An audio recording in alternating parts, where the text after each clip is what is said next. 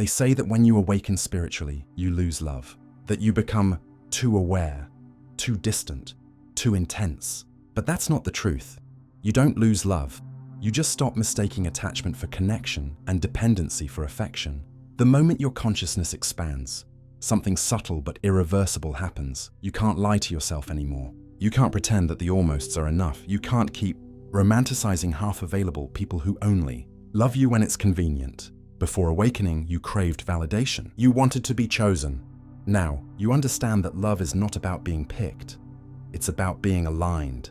That's why, when you start vibrating differently, some people fall away. Not because you're too much, but because you finally stopped shrinking. You're no longer feeding the illusions that used to feel like home.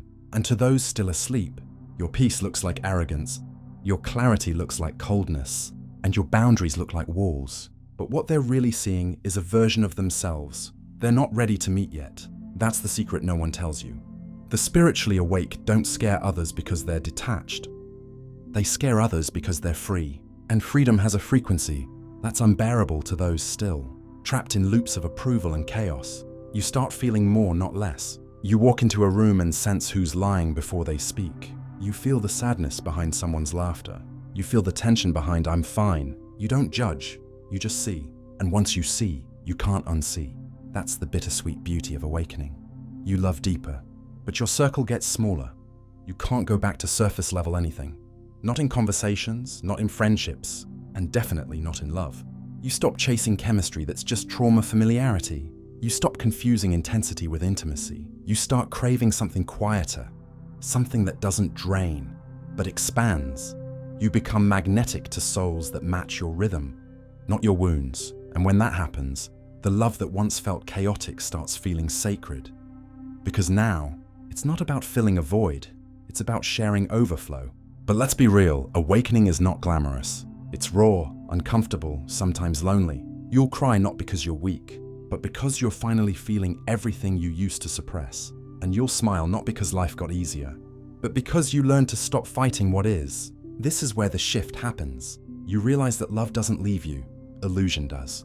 The people who fall away were never truly with you. They were attached to the version of you that needed to be rescued. The version that tolerated mistreatment just to feel seen. Now you don't need rescuing. You are your own safe place. That's what scares them. You're not waiting for someone to complete you anymore. You're too busy becoming whole. And the truth is, wholeness doesn't chase. It attracts, it invites, it allows. That's the paradox. The moment you stop begging for love, love starts finding you in every mirror, in every kindness, in every moment of stillness. Not as something to achieve, but as something you already are. And once that happens, you'll notice the laughter of others won't sting anymore. The distance won't hurt. The loss won't feel like failure. Because the awakened heart doesn't measure love by presence or permanence. It measures it by authenticity. So if people drift away when you awaken, let them. They're not rejecting you. They're resisting the light in you that reminds them of the light they've been ignoring in themselves. And when you finally understand that, you stop chasing and start shining. If this truth hits something inside you, if you're somewhere between losing what you thought was love and finding what love really is, don't run from it. Stay, because this is the beginning of your real love story, the one that starts with you. When you awaken, something strange happens in your heart. It stops running after what doesn't vibrate back. Not because you became indifferent, but because you finally understand the cost of giving your energy to what cannot hold it. Before, you mistook attachment for loyalty. You thought enduring was loving. Now you see that staying in what drains you is not devotion. It's self-abandonment dressed as care. That's the shift the unawakened can't comprehend. They think you've changed, that you've closed off, that you've grown cold. But you haven't. You've just outgrown the version of yourself that believed that chaos was a sign of passion. When your frequency rises, your nervous system starts craving peace instead of adrenaline. You no longer get high on the unpredictability of being someone's almost. You start choosing people who choose you too, not out of need, but out of alignment. And that's when your world starts reorganizing. Not because you pushed people away, but because the vibration that once bonded you no longer exists. It's not loss, it's resonance recalibration. You begin to see that love is not an emotion to hunt. It's a state of being to maintain. That realization is freedom. It's the kind of liberation that shakes your foundations, because you can't go back to believing that love is supposed to hurt. You stop mistaking silence for distance and solitude for loneliness. You start enjoying your own company like it's oxygen. You rediscover yourself, your laughter, your thoughts, your pulse, without the static of needing to be liked. And ironically, that's when you become most magnetic. People sense it. They feel something different around you, something unsettling and irresistible. Because you are not looking to take, you are radiating enough, and that's confusing for those who only know love as transaction. They might tell you that you've changed. They'll say, "You're so distant now." But you're not distant, you're clear. You're not harder to reach, you're harder to manipulate. You're not unromantic, you're uninterested in half-truths. You love less people now maybe, but you love them better. There's no performance, no pretending, no craving to be seen. You meet them in truth or not at all. And that's why the spiritually awake feel more, because we don't filter, we don't numb. We sense the frequencies under every word. We notice when someone's energy says stay, even if their mouth says go. We know when affection is pure and when it's guilt in disguise. It's both a gift and a burden, because once your awareness expands, you can't unknow what's real and what's merely acting. You can't unknow the pattern that used to own you. You can't pretend ignorance. So you learn discernment. That's the real training of awakening. Learning to feel without absorbing, to love without losing yourself, to see everything and still choose peace. Freud would call it individuation.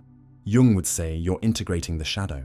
Annie's Nin would whisper that you're becoming the woman who feels everything and yet stays whole. Einstein would call it vibration coherence, energy finding its matching wavelength, and they'd all be right. The spiritually awake don't stop loving because they're jaded. They stop confusing noise for music. They stop mistaking attention for intimacy. They stop mistaking pain for proof. You may find fewer people who match you, yes, but those who do, their presence feels like sunlight after years of fluorescent flicker. It's calm, it's mutual, it's safe. And once you've tasted that kind of love, you can't go back to begging for crumbs. That's why so many awakened souls walk alone for a while. Not out of bitterness, but out of reverence. They're not waiting for someone to fix them. They're holding space for someone who doesn't need to. And you listening to this might be right there, in that space between endings and beginnings, where you're not who you were, but not yet who you're becoming. It's uncomfortable, I know, but this is the sacred in-between, the metamorphosis that every awakened being passes through. Don't fill it with distractions. Sit in it, because this silence, this clarity, it's not emptiness, it's preparation. The universe is tuning you. It's stripping away what was never yours to carry. It's asking, are you ready for love that mirrors your truth instead of your wounds? And if you can answer yes with your entire being, the kind of love that finds you next won't. Just hold your hand. It'll hold your soul. So yes, you might love less, but every love that remains will be sacred, alive and real. And that's worth every departure. You're not losing people, my love. You're just no longer available for anything that vibrates beneath your truth. And that's when the world tests you. Can you keep your heart open even when everything familiar walks away? Because that's where the real awakening begins. Here's what no one tells you about awakening. It's not about transcending love, it's about refining it. It's not about becoming above people. It's about vibrating in a way that no longer feeds what drains the world. When you wake up, you stop chasing fireworks. You start looking for warmth. You stop needing constant proof of connection because your peace is no longer conditional. Love for you now isn't a battlefield, it's a mirror. You realize that every person you've ever loved was a reflection of where you were in your own evolution. Some were lessons, some were catalysts, some were echoes of the love you hadn't yet learned to give yourself. And that realization changes everything. You stop blaming. You stop carrying guilt for what fell apart. You see the endings not as failures, but as graduations, signs that you finally learned what you came to learn. The spiritually awake don't avoid love. They just stop confusing connection with rescue missions. You no longer want to fix anyone. You want to meet them, to see and be seen. No masks, no projections. No pretending to be less just to keep someone comfortable. You can't fake small talk anymore. You crave real, or you crave silence, and both are sacred. When you start living like that, something incredible happens. You begin attracting people who also live that way. You begin building relationships where both are responsible for their own healing, where growth isn't a threat, but a shared language. That's why you love less, because you're not in love with potential anymore. You're in love with reality, and that kind of love doesn't scream. It doesn't beg. It moves quietly, confidently, with the energy of I know what I bring. and I know what I deserve. And maybe the world will look at you and say you're too much or too intense. Let them. You were never meant to be understood by those who are still asleep.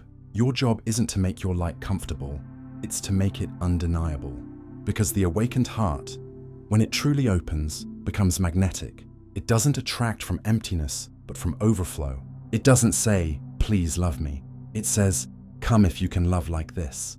And that like this means honesty, respect, presence, and depth. That's how spiritual awakening transforms your relationships, by elevating your standards, not your ego.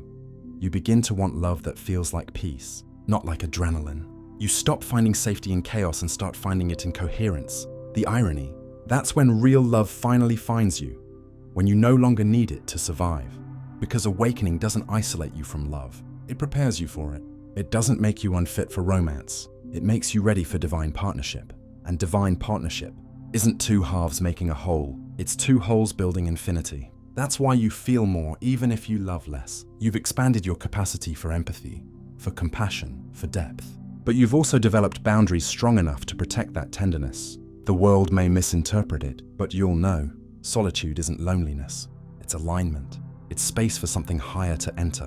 Because when you're spiritually awake, even your loneliness serves a purpose. It teaches you that love isn't out there, it's within, reflected through everything you touch. And once you anchor that truth, you stop settling for anything that isn't a reflection of that same vibration. You stop needing to be chosen because you realize you already are, chosen by the universe, chosen by your purpose, chosen by the very force that made you wake up in the first place. And that changes the way you love forever. Because now your love isn't desperate, it's deliberate. It's not hungry, it's holy. It doesn't chase validation, it celebrates resonance. It doesn't collapse into others, it expands through them. That's why people who are spiritually awake seem different, because they are. They've turned their heartbreak into wisdom, their solitude into sanctuary, their pain into power. And that's not arrogance, it's evolution. You've stopped asking, who will love me? And started asking, who can meet me here? And the answer will always come. Because what vibrates in truth finds truth. What radiates love draws love. What honors itself attracts honor back. So if you're feeling like awakening has changed the way you love, stay calm. You're becoming whole. You're learning to love without losing yourself, to give without dissolving, to see without confusion. Awakening didn't make love harder, it made it clearer. It made you more conscious of your truth, your worth, your essence. Now love isn't a search, it's a reflection. It shows up when your frequency matches it. Because when you love yourself first, you attract what mirrors your wholeness, not your wounds. Love didn't become rare, it became real. It doesn't ask you to shrink, it expands with you. You are not too much, you are simply too real for those still pretending. Keep your heart open, keep your frequency high. And remember, the awakened don't love less. They just learned the true way to love and to be loved. Subscribe, stay close, and keep walking with us. This is Human Wave, where awakened minds rise into a life of wholeness and fulfillment.